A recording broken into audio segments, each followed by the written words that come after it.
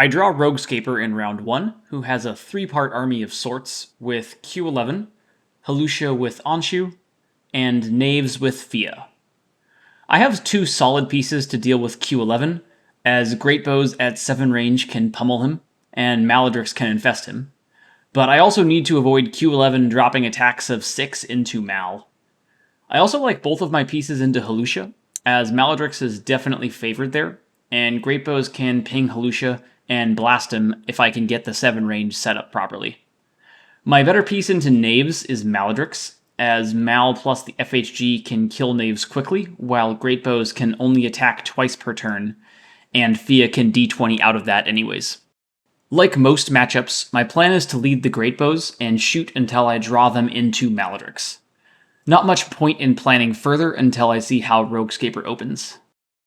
We lose initiative in round 1 and see 2 order markers on Q11 with 1 each on Halusha and Knaves. Q11 has the order marker 1 and moves up. I send in 2 Greatbows to be 7 range away from Q11 so that if the order marker 2 isn't on him, I can blast him on the following order marker, and I take the 2x 3v6, but both miss. The order marker 2 is on Q11 though, who ascends to that local height maximum spot and does 1 wound to a Greatbow.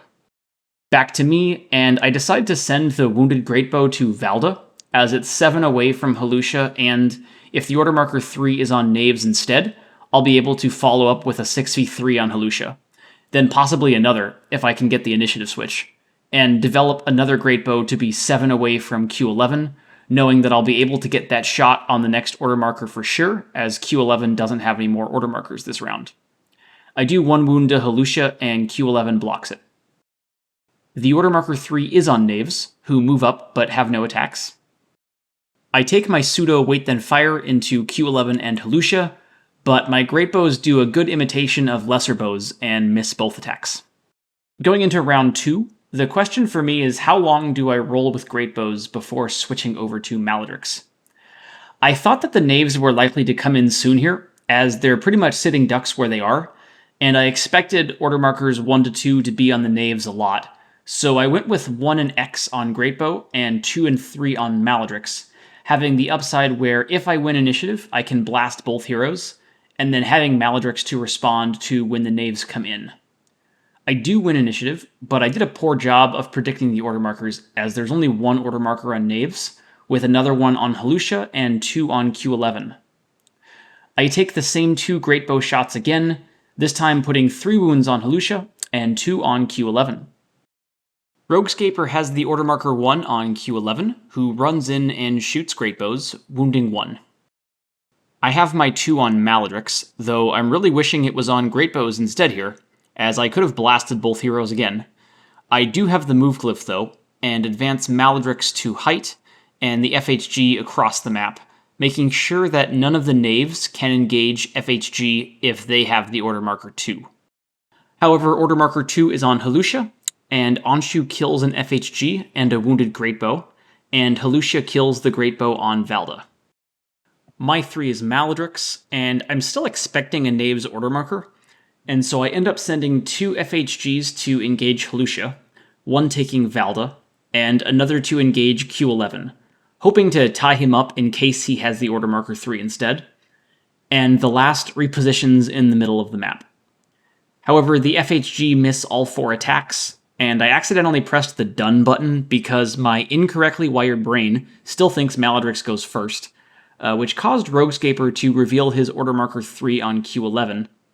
Of course, at that point, I then realized Mal didn't do anything yet, and thankfully, Roguescaper lets me make the move I was planning to, which is to send Mal into the Knaves, as I had expected them to have the order marker 3.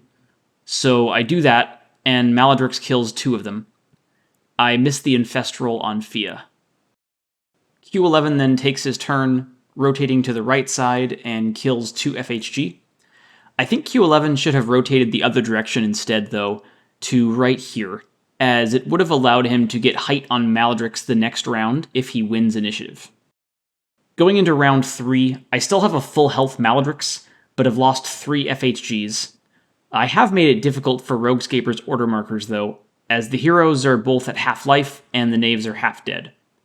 I end up going with a 3-1 order marker distribution between Mal and the Great Bows, with the 3 on Great Bows as a small hedge. I do win initiative, and see 1 order marker on Knaves, 1 on Q11, and 2 on Halusha. The FHG next to Fia has to stay there, and Fia ends up hitting the disguise roll, while the other FHG attacks Halusha from height, but misses. I decided to go for Knaves with Maladrix here, as I thought they'd have the order marker 1 at a high frequency, and if Q11 has it instead, then I'm moving away from where he can engage Mal anyways. I get the first Knave, but miss the second one on height. I guessed the order marker correctly, as it is on Knaves, and Fia attacks Maladrix but misses, and the Knave then runs away to kill the FHG next to Halusha. With 2 order markers being on Halusha, the last FHG kills the Knave. Maladrix then comes in and hits Halusha twice, but only does 1 wound, and misses the infest roll. The order marker 2 is on Q11 though, not Halusha. He engages Maladrix, doing 2 wounds, and then getting the auto kill on the last FHG. My order marker 3 is on Great Bows, and this is the second time this game. I really wish it was somewhere else, as Maladrix could have killed Halusha and hit Q11, but I don't have any Great Bows set up to shoot Halusha. I still need to sell out for the Halusha kill here though, to try to burn the order marker, so I take height with the forward Great Bow and develop another from the start zone, and both attacks deal exactly 1 wound to Halusha, just killing him and burning the order marker 3. Going into round 4, my decision is how much risk do I need to take here. If I win initiative, Maladrix can take height on Q11 and bash him twice, which is amazing. But if I lose initiative, Maladrix might die first, as Q11 will get a 7v5. I ended up avoiding the risk and put 1, 2, and 3 on Great Bow with the X on Maladrix, but I think this might be a mistake in hindsight, as Great Bow aren't that great into Fia, and the upside with Maladrix is just so good that the risk just might be worth it here. Regardless, I lose initiative, and am glad that I didn't take the risk, as Q11 takes height and kills Maladrix. My 1 is on Great Bow, thankfully, and I decide to bypass the better attack on Q11 here to set up a better attack on Fia the following turn. This also feels like it might be a mistake in hindsight, as I should probably just take the 5v7 into Q11, but I end up moving that Great Bow to max height and advancing another from the start zone instead. I was thinking the order marker 2 was on Fia, so I go for her and do 2 wounds across the 2 attacks. The 2 is on Q11 though, which punishes me for not taking the attack of 5 into him, and he stays where he is and wounds 1 of the 3 Great Bows that he shoots at. My 2 is Great Bows, and I stay where I am, hoping to hit Fia with the 2 big attacks that I set up, but she hits Disguise this time, so I attack other things instead, missing Q11, but doing 1 wound to Anshu. Order marker 3 is on Fia, who kills the wounded Great Bow. My 3 is Great Bow, and I develop 2 from the start zone, 1 7 away from Q11 and the other 7 away from Fia, but I miss both attacks. Going into round 5, at least my order markers are easy this time. Also, this will be the last round before the game gets called on time and goes to partial card scoring. I win initiative, and see 2 order markers on Q11, 1 on Fia, and 1 on Anshu. I take my pseudo wait then fire, but my Great Bows become lesser bows again, though they do manage to do 1 wound on Fia. Roguescaper's order marker 1 is Q11, who takes height and kills 1 Great Bow, but fails to wound the other. I take another wait then fire turn, and this time kill Fia, but miss Q11 with the weaker attack. Q11 engages a Great Bow, but misses the 6v4. It's my last order marker now, and all that matters is partial card scoring. This is the current board state, so killing Anshu without taking a wound would result in a tie, but it would take an LEA for me to even attempt that, and if the LEA hits, then I have to wound Q11 no matter what. So I end up staying where I am, deciding to just try and wound Q11, and I take the engaged 4v6 on Q11 first and manage to do a wound, which leaves this board state where I am now ahead. I know Q11 doesn't have any more order markers, while Anshu does, and Anshu is easier to wound anyways, so I throw the 4v4 into Anshu, which does 2 wounds, killing him and burning Roguescaper's order marker 3, and I win the game as it's called on time.